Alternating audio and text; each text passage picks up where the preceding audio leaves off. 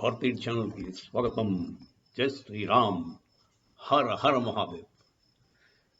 Hyderabad MP constituency, అక్కడ అసరుద్దీన్ ఓఎన్సీ, మాధవీలత గారు పోటీ చేస్తున్నారు.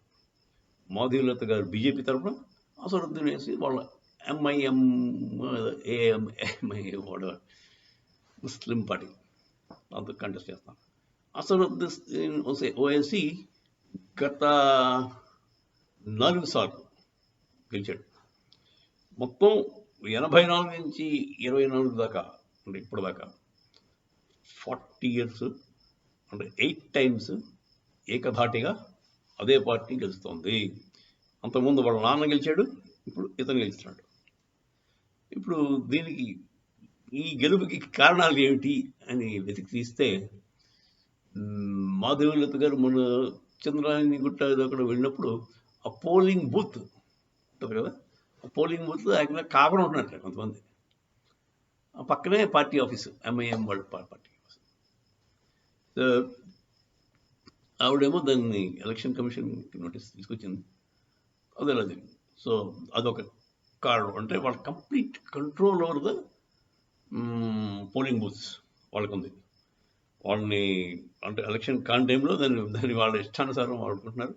ఎలక్షన్ టైంలో వాళ్ళు ఇంకా అరాచకం చేస్తారు. సో బేసిక్గా రిగ్గింగ్ అన్నది భయంకరంగా జరుగుతుంది అన్న విషయం, దానివల్లనే వాళ్ళు గెలుస్తున్నారు. ఇంకొక పాయింట్ ఏంటంటే, యాక్చువల్గా లేని మనుషులే, అంటే నిజంగా మనిషి ఉన్నాడో లేదో తెలియదు, వాడికి ఓటర్ ఐడి ఉంటుంది. వాడి పేరు చెప్పి ఇంకెవడో వేస్తాడు ప్రాక్సీ ఓట్స్. ఆ ప్రాక్సీ ఓట్స్ మించులో 15,000 25,000 ఉన్నాయంట. బూత్కో మరి మొత్తంగా తెలియదు నాకు, maybe it is much more. So బేసిక్గా ఈ ఓటర్ ఐడికి మనిషికి ఐడెంటిఫై చేసే ప్రక్రియ ఉంటుంది కదా. మీరు వెళ్ళారు అనుకోండి, మీరు ఇంకెవడదో ఓటర్ ఐడి పట్టుకుని వెళ్ళిపోతే కుదరదు కదా. మీ ఫేషియల్ రికగ్నిషన్ అది చేస్తారు, మీ ఫోటో ఉంటుంది దాని మీద. ఆ ఫోటోని మిమ్మల్ని చూసి క్రాస్ చెక్ చేసుకుంటారు.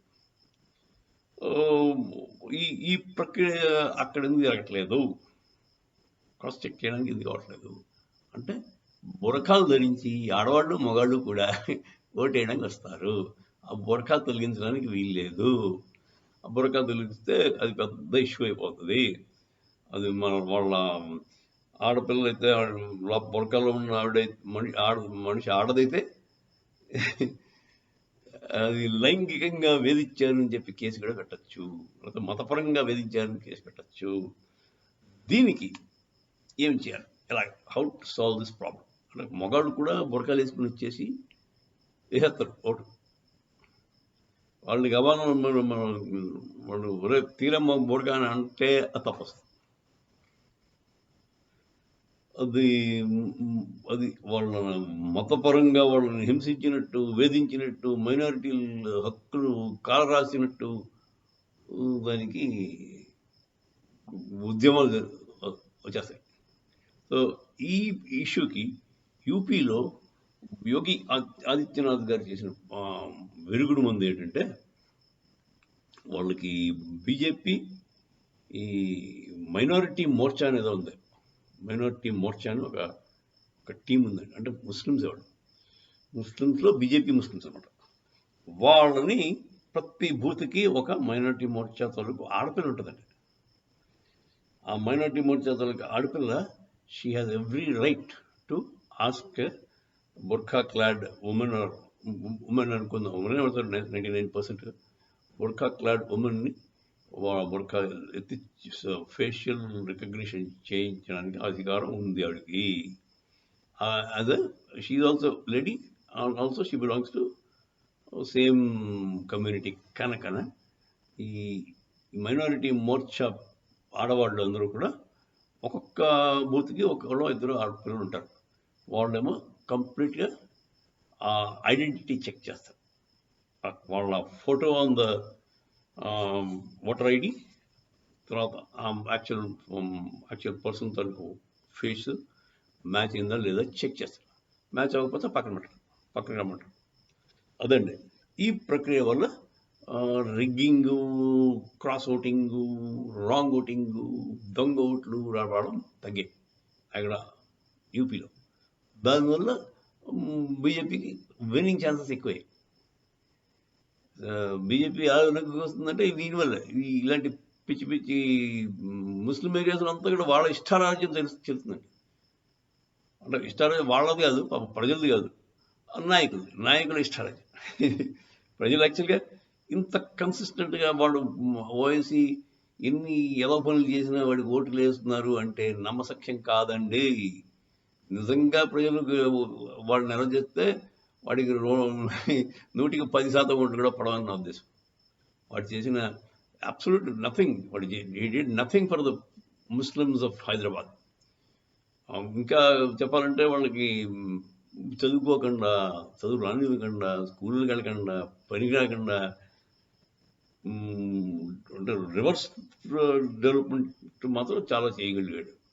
అంటే చదువుకుని గట్టిగా బాగుపడిపోతే వాళ్ళు క్వశ్చన్ చేయడం వాడతారు.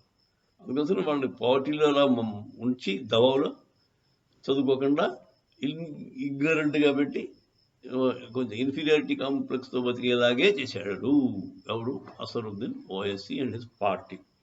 సో ఈ మాట మాధవీలత గారు కానీ ఇఫ్ యూ మేనేజెస్ టు ఈ ప్రాసెస్ యూపీ ఆదిత్యనాథ్ గారు చేసిన ప్రాసెస్ ఆవిడ కానీ పాటిస్తే ఇక్కడ కూడా ఒక బీజేపీ మహిళా మైనారిటీ మోర్చా ఒకటి సాగేసి ఆ మైనారిటీ మోర్చాతో మహిళల్ని తీసుకుని వెళ్ళి ఒక్కొక్క బుద్ధి దగ్గర పెట్టి ఈ దొంగ ఓట్లు బురకాలో దొంగలు అందరూ మగవాళ్ళు ఆడవాళ్ళు కలిసి చేసేటటువంటి అరాచకాన్ని అరికట్టగలిగితే గ్యారంటీగా మాధవీలత గారు గెలుస్తారు. There is no doubt. ఎందుకంటే మాధవీలత గారికి ముస్లిం ఉమెన్లో కూడా మంచి పాపులారిటీ పెరుగుతోంది. Muslim women consider Madhavi Latha their own సొంత మనిషి కింద వాళ్ళు భావిస్తున్నారు. సో వాళ్ళు కానీ ఖచ్చితంగా అంటే మాధవీలత గారు బీజేపీకి కానీ వేస్తే ఓవైసీ పని ఇక్కడ మోటామూలని చదువుకొని అమ్మాయేమో ఆ పార్టీ మూసుకుని వెళ్ళిపోవడం, పాకిస్తాన్గా పారిపోవడం ఎంతైనా అవసరం నా ఉద్దేశం. జై శ్రీరామ్. హర హర మహాదేవ్.